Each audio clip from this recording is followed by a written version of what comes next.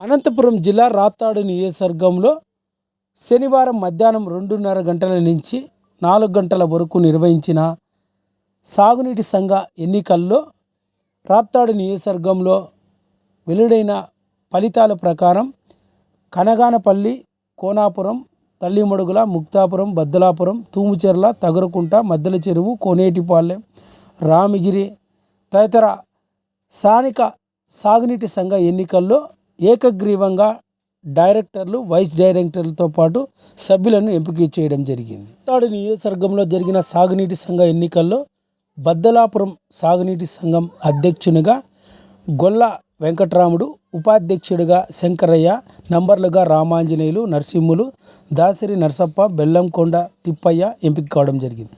తగరకుంట సాగునీటి సంఘం చైర్మన్గా బొజ్జప్ప, వైస్ చైర్మన్గా గోపాల్ ఏకగ్రీవంగా ఎంపిక కావడం జరిగింది.